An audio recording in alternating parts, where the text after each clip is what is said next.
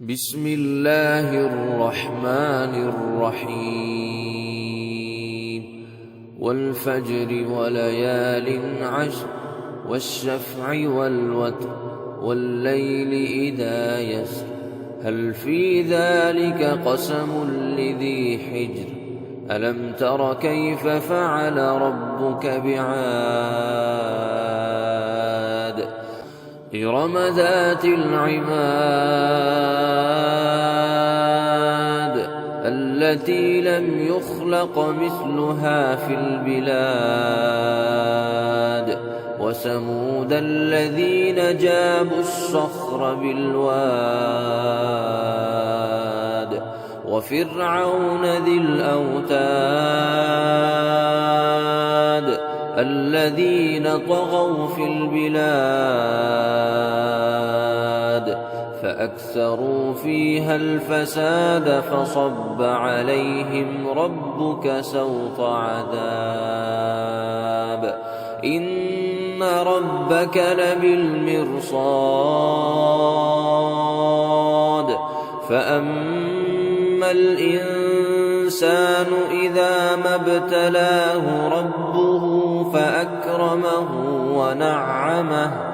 فأكرمه ونعمه فيقول ربي أكرمن وأما إذا ما ابتلاه فقدر عليه رزقه فيقول ربي أهانن كلا بل لا تكرمون اليتيم ولا تحاضون على طعام المسكين وتأكلون التراث أكلا لما وتحبون المال حبا جما كلا إذا دكت الأرض دكا دكا وجاء ربك والملك صفا صفا وجيء يومئذ بجهنم يومئذ